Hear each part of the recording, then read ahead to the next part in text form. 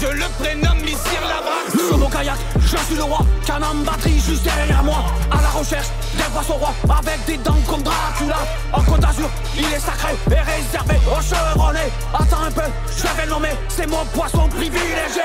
Sur les chasseurs, j'entends parler qu'ils sont souvent alcoolisés. Mais rassure-toi, je vais t'expliquer, c'est pour moi une minorité.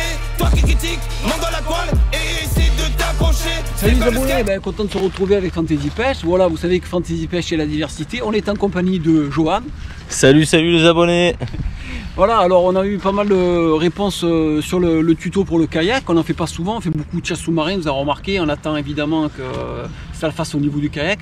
On commence à faire les sorties au niveau du kayak, bon, en espérant taper des pélas. Là j'ai pas pu, il y avait un exercice militaire, bon j'ai pu faire mon mi-dehors à tout le long, donc c'est pas grave, mais c'est que pour la prochaine fois. Donc on a eu beaucoup de questions, comment équiper le kayak. Mais on l'avait fait directement, vous savez, debout en bas de chez moi. Et en fait, là maintenant, on va voir directement la disposition de tout l'équipement du kayak. Comme ça, au moins, ça va aller impeccable. Alors, c'est un kayak Abaco 3,60 m. Voilà, alors vous allez voir directement comment ça se passe à la pêche. Voilà. Donc, ici, une trousse avec tous les leurres, les jigs et tout ce qu'il y a. Fil de rechange, bobine, émerillon, tout ça. À chaque fois, tout doit être attaché. Vous avez à chaque fois des mousquetons comme ça. Lampe quand vous partez le matin très tôt. Ensuite, pagaie évidemment attaché. La télécommande, c'est simple.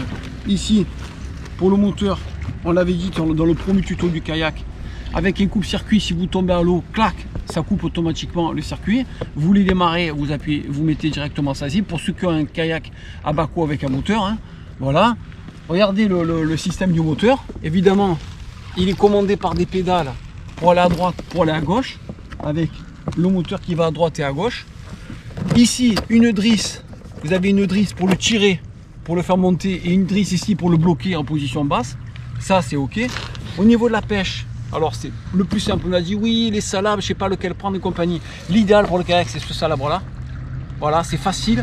Pourquoi c'est facile? Parce que regardez, vous mettez avec une lige carrément, c'est assez facile. Et puis, il est assez large, ça fait que bon, les salangs triangles c'est la catastrophe et les petits salabres c'est la catastrophe. Vous prenez ce style de salabre, vous avez fini, hop, vous le reposez ici directement. Voilà. Au niveau du couvercle dedans, simple, vous mettez les roues, comme ça vous n'avez pas à la voiture chercher les roues pour revenir avec les roues, vous les laissez à l'intérieur de l'Abaco, du conduit étanche. Quand vous avez fini de mettre les roues, vous mettez le gilet de sauvetage pour partir. Il va se viander. Attendez, il va se placarder. Aïe aïe aïe aïe aïe aïe aïe aïe aïe. Voilà, alors ensuite, au niveau de la pêche, c'est très simple, ce que je vous expliquais. La pagaie toujours attachée. Regardez le système de pagaie quand vous avez le moteur, ou vous mettez avec le pagaie ou vous prenez le moteur.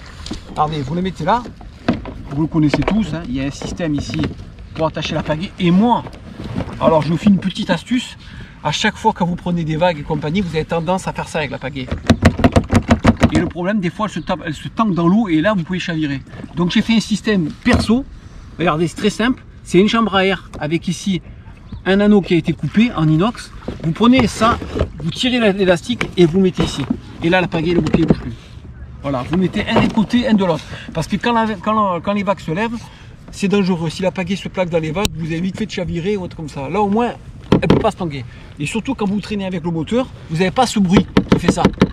La pagaie va être collée au moteur, vous n'avez pas de bruit du tout. Ça, c'est la bonne chose. Bon, le sondeur, vous le connaissez tous. La batterie est à l'intérieur. Vous appuyez directement, vous avez ce qu'il faut pour le sondeur et compagnie. Donc, rappelez-vous, les est ici. La petite bouteille, alors je vous fais une petite surprise. On va voir si vous êtes fort. Dites-moi à quoi sert la bouteille. Ça m'étonnerait que vous trouviez. Vous allez comprendre. Attention, je parle pour les grosses randonnées en kayak. Hein. Voilà, ça c'est OK. Ensuite, on m'a dit souvent, ouais, dans le kayak, il y a les drisses qui se prennent, les cordes, ça fait un mélange de nœuds. Alors, encore une autre astuce. Voilà, vous mettez des ICT comme ça. Voilà, ça c'est anti-amènement. Vous passez ça à l'intérieur directement et vous avez, il peut avoir deux fils, deux cordes à l'intérieur, vous ne risquez pas de vous emmêler. Exactement aussi pour les systèmes de direction. Tous les câbles et compagnie, vous les protégez avec de l'ICT. Là, vous risquez rien, vous ne pouvez pas l'accrocher. Voilà. Ensuite, regardez comme c'est simple. On m'a dit, ouais, mais quand on traîne, les trois quarts du temps, les fils ils se prennent dans le moteur. Voilà. J'ai fait un système ici, regardez, avec deux porte-cannes latérales. voyez, qui rentre ici dans l'intérieur. Parce qu'à la baco, en fait, vous mettez vos cannes ici. Et quand vous mettez vos cannes en position verticale, selon le sens du vent, le fil a tendance à se prendre dans le moteur. Donc il faut éloigner au maximum le fil du moteur. Donc regardez, c'est très simple, je vous le fais. C'est pour ça qu'on a fait ce tuto, parce que vous voyez en conditions réelles. Je prends ma canne. Voilà. Il y a une liche qui est ici prévue à cet effet. Vous avez une liche à droite, une liche à gauche selon le courant. Vous prenez la liche ici. Ici, vous avez une drisse. Vous accrochez la liche ici. Très simple. Ça prend 2 secondes, hein, parce qu'il ne faut pas galérer en kayak. Là, vous ouvrez, vous lâchez votre leurre. Vous naviguez ou à la pagaie ou alors directement avec le moteur. Et une fois que vous avez fini, regardez comme c'est simple. Regardez la canne comme elle est loin du kayak. Faites ça. Vous faites ça. Et vous faites ça. Ça vous permet de traîner les mains libres. Et l'avantage qu'il y a, on va le faire direct. Regardez la pointe de la canne comparée au moteur où elle est. Alors si vous avez un courant qui vous pousse de ce côté, vous la mettez de ce côté. Si vous avez un courant qui vous pousse de ce côté, évidemment, vous la mettez de ce côté pour éviter que le fil arrive dans le moteur. Et regardez comme c'est très simple quand vous avez fini de pêcher. Vous arrivez et vous prenez votre canne directement sans bouger du kayak. Hop là, vous mettez ici. Vous prenez votre leurre, vous changez votre leurre. Vous remettez votre leurre. Et quand vous avez fini de pêcher, vous vous tournez. Et vous voyez, et c'est fini. Voilà, ça c'est pour la position. Ensuite, pour ce qui est jig, pour ce qui est pêche de fond, quand vous allez traîner en surface ou entre deux eaux, vous les pêchez au fond. Alors là maintenant, on attaque ça. Voilà, vous prenez une canne au slow. Et tout ce qui est jig et compagnie. Alors, moulinet bait casting, raccord 13 fluorocarbone. Voilà évidemment, hein. Alors évidemment grosse puissance de frein. Ça c'est tout ce qui est, avec ça vous allez pêcher au fireball, vous allez pêcher au slow jig, vous allez pêcher tout ce qui concerne la famille des jigs. Hein. Voilà, et ça c'est, alors une canne pour faire la surface, entre deux eaux, la traîne légère ou la traîne mi-légère, et une canne pour faire le fond, pour la pêche à gratter. Leurre souple, fireball, ce que vous voulez. Et ensuite, vous allez voir, derrière, vous avez un autre tube qui est libre. Alors celle-là je m'en sers pour la traîne lourde. Ça veut dire que par exemple, avec la petite canne à la traîne légère, quand je fais des vifs, je mets les vifs dans ce bac qui est là, je récupère les vifs, calmar, sévero, ce que vous voulez, et vous prenez la canne à la traîne lourde, et vous passez directement avec des vifs, et vous pêchez exactement comme j'ai fait la traîne, mais avec vitesse très très réduite. Voilà, avec un plomb, moi je pêche pour caler au fond avec ce style de plomb, c'est très facile à mettre sur le kayak, pour le montage. Voilà, c'est très facile à mettre pour le kayak, hein. Vous prenez la ligne, hop, juste avant l'amérillon, vous mettez ce système de plomb, c'est une agrafe, clac, 15 mètres de bas de ligne derrière avec le vif derrière. Traîne lente, traîne lente, ou alors ramé, très lent. Voilà, ça c'est bon. Alors vous voyez ici, on a les jigs, les flaps, vous voyez, on a les leurres souples, vous voyez, on a des slows, on a des jigs. Ici, on a le matériel de rechange, hein, moulinet et compagnie. Là, on a des leurres. Vous voyez. Ensuite, là, on a des plumes. Quand ça veut aller plus petit. Des petits jigs. Voilà. Et du matos pour caler au vif. Alors, ça veut dire émerillon de rechange, fil de rechange et compagnie. Alors, ensuite, très simple. Vous allez voir. Il faut que ça soit tout à proximité, vous allez comprendre, pourquoi je fais ça, parce que regardez, là, ici, à l'intérieur, il faut que ça soit accessible, vous l'ouvrez. Comme on a dit, la batterie du sondeur, elle est là, directement, de l'eau, toujours pareil, si jamais vous faites de grosses journées, avec une barre de céréales, ça c'est sûr et certain si vous avez une petite pompe. Si vous avez des gros leurres pour la traîne, vous les mettez là, comme ça, ça évite à prendre de la place. Ensuite, ici, tout ce qui est papier, hop, tout ce qui est clé, pochette étanche, fermé, si jamais vous chavirez, vous êtes tranquille, d'une aile de rechange et compagnie. Et n'oubliez pas surtout un sac avec une pharmacie, si jamais vous êtes seul, que vous vous blessez, un coup d'hameçon dans le doigt, comme ça, avec une pince à long bec, une pince coupante de façon à sortir l'hameçon du doigt, avec également du désinfectant et des pansements et compagnie. Voilà, vous voyez que là c'est plus, ce tuto il est plus complet que l'autre, parce que moi ça me permet de vous faire voir directement sur le kayak comment c'est fait. Alors regardez, ici, on va demander, ouais, mais quand le poisson il arrive, compagnie, c'est un chiffon, vous avez un chiffon ici, regardez, vous essuyez les mains pour faire les montages, hop, vous le remettez ici. Un couteau, hein, quoi que ce soit, si vous tuez le poisson, comme ça, vous avez le couteau ici. Ici, ça c'est moi qui l'ai fait. une petite corde qui est attachée ici avec le coton. Une petite corde à peu près de 4-5 mètres, assez lourde, qui est mise dans la pochette ici. Si vous chavirez, vous prenez cette corde, vous la détachez, vous la laissez juste en place comme ça, mais vous la balancez de l'autre côté du kayak qui s'est chaviré. Et de l'autre côté du kayak, très simple, vous mettez les deux pieds comme ça, vous tirez, hop, et ça bascule le kayak. Un peu comme les Zodiac, quand vous renversez avec un semi-rigide. Voilà, c'est la même chose. Ensuite, là, un étui à lunettes. Si vous avez besoin, les plombs pour le truc. Ici, ce que je vous ai dit, les pinces pour les petits montages, pour enlever les fils, couper les fils et compagnie, pour sortir les hameçons dans le doigt. Il n'y a pas de problème, vérifiez que ça ne soit pas toujours rouillé. Ensuite, on va passer ici. Alors, comme je vous dis, une canne ici pour le vif. Ça, c'est quoi? Alors ça, je vous explique, c'est ce qu'on appelle un encre flottante, mais c'est pas une vraie encre flottante. Vous prenez une écope de bateau, vous l'attachez directement ici, comme je vous dis. Regardez, c'est très simple. Ce que je vous ai dit, regardez, de ce côté, vous allez voir, je vous ai fait quoi? Voilà, vous prenez ça, hop là, détachez ça, et vous voyez ce système qui est là, regardez, vous allez pouvoir faire coulisser, directement avec l'autre canne évidemment. Voilà. Le système de la confrontante, il était simple. Vous détachez ça, vous attachez ça ici directement, vous balancez les copes là-bas et en fait, elle va vous freiner comme ça directement avec l'eau. Voilà, c'est pour ça que le bateau va bien se positionner. Vous voyez? Donc, le kayak, voilà. Donc ça fait que vous attachez ça. Une fois que je vais vous le faire directement, comme ça vous allez comprendre. Vous allez voir. C'est très simple. Vous prenez ça, vous détachez les copes. Vous allez voir, je vais vous le faire directement. Comme ça, vous allez voir comprendre de fil comment ça se passe. Il vaut mieux que je vous fasse voir, au moins c'est encore plus facile. Voilà, vous êtes en mer. Et le bateau dérive. Alors vous êtes embêté parce que là il y a énormément de dérives. Le kayak, ouais. Le kayak dérive. Vous êtes embêté parce qu'il y a énormément de dérives. Donc automatiquement, qu'est-ce qui va se passer? Eh bien le kayak va tourner à tous les sens. Donc ce que vous faites, il vous faut une encre flottante pour stabiliser le kayak. Donc vous prenez directement ça, vous mettez un mousqueton ici, ça vous le balancez comme ça, ça va se remplir d'eau. Une fois que ça remplit d'eau, vous avez fait ça. Vous prenez ça et vous allez le mettre comme ça, devant ou derrière, comme vous voulez. Voilà.